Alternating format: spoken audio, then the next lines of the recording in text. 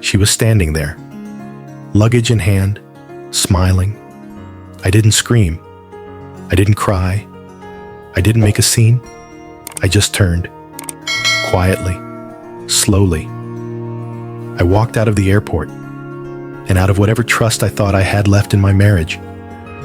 I walked out on a dream I'd spent months building. But what no one saw was how many times I'd already swallowed my voice, bit my tongue, silenced my own boundaries just to keep the peace.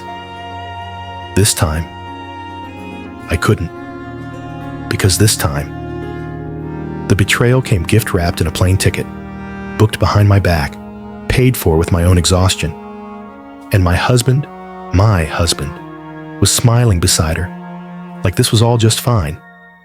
Let me tell you how we got there.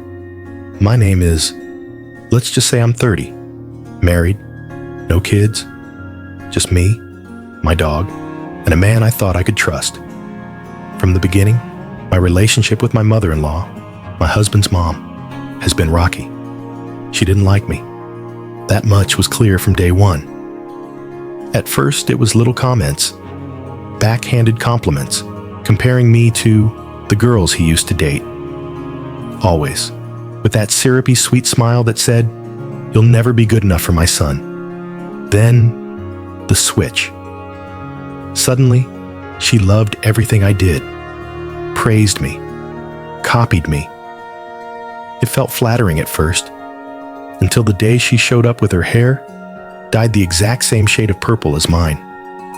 People noticed, laughed, whispered, and she turned on me fast, accused me of trying to humiliate her, said I made her the punchline by tricking her into looking ridiculous. I was stunned, but I let it go. My husband said she was just trying to connect. That's the thing about people who break boundaries. They don't always yell.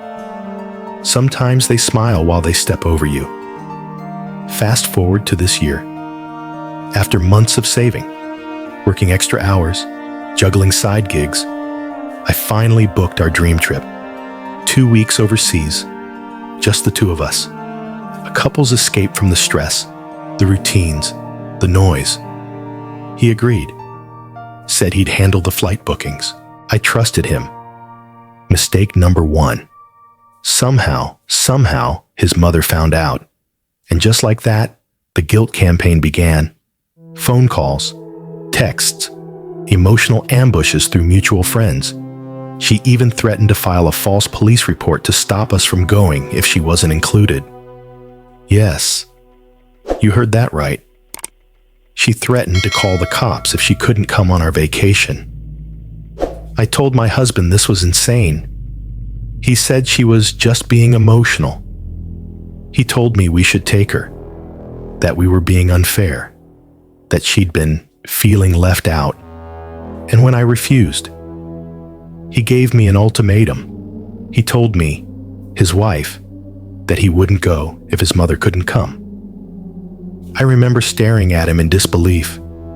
This man, who didn't even help save for the trip, was trying to bargain me into sharing our romantic getaway with the woman who once tried to emotionally blackmail me out of her son's life. So I called his bluff. Fine, I said. Tell her she's not coming, or don't come at all.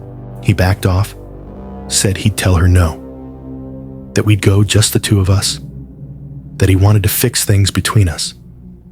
Things got quiet after that, suspiciously quiet. The day of the trip arrived. I was nervous, but hopeful. I wanted this to be a fresh start.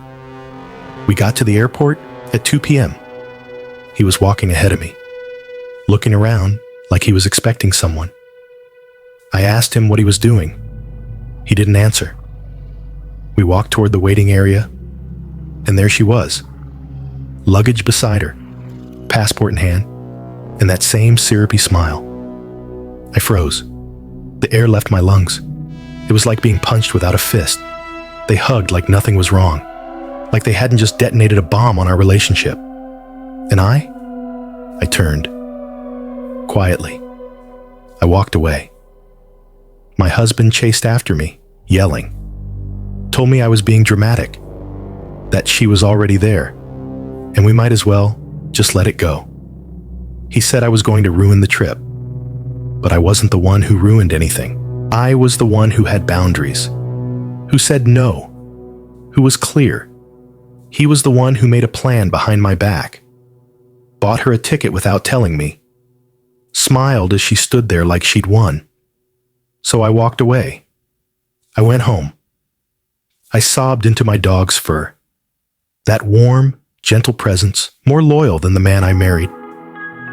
An hour later, my husband came home, not to apologize, but to rage. He screamed, called me pathetic, spiteful, said I ruined everything, that I was cruel to his mother, that I should have just smiled and made the best of it. Then he did something I still can't believe. He called my family, told them I'd ruined the trip, told them I walked out for no reason. They called me, said I should have just gone, said I ruined it for myself. I wanted to scream. I wanted to ask, would you have said that if it were your trip, your marriage? But I didn't fight. I was too tired, too heartbroken. Because here's the thing, this trip, it wasn't just a vacation. It was supposed to be our time, a reset, a memory, something for just the two of us. Instead, it became the moment I realized how invisible I'd become in my own marriage, how expendable my boundaries were, how easy it was for the people who said they loved me to gaslight me into silence. His mother wasn't just on that trip. She was in our fights, in our finances, in every decision where my no was met with a smile and a workaround. She was never going to stay in her lane because he never asked her to. He never protected me. He protected her. So now I sit here with my bags still packed, the plane ticket unused, the dog curled up beside me like he knows something broke that day. And I keep asking myself, so, am I the asshole? Was I really wrong to walk away? Was I wrong to expect that my marriage would be about us? Was I wrong to think a husband should have his wife's back, even when his mom throws a tantrum? Or was this the moment I finally did the one thing no one expected? Was this the moment I chose myself? Sometimes, the loudest act of self-respect is silence. Not the kind where you go numb, but the kind where you turn, walk away, and say, enough.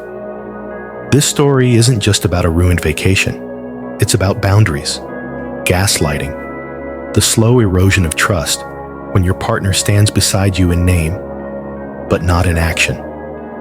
It's a cautionary tale about what happens when love is conditional on your ability to tolerate disrespect.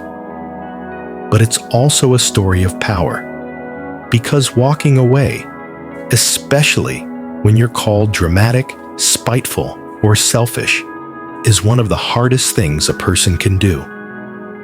This woman stood her ground, even when it meant standing alone. And maybe that's the kind of strength we all need to remember we have. So now, I turn it to you. What would you have done? Would you have boarded that plane? Would you have stayed to keep the peace? Or would you have walked away too? Let us know in the comments. This is AITA Story Vault, where the stories get real and the truth gets louder.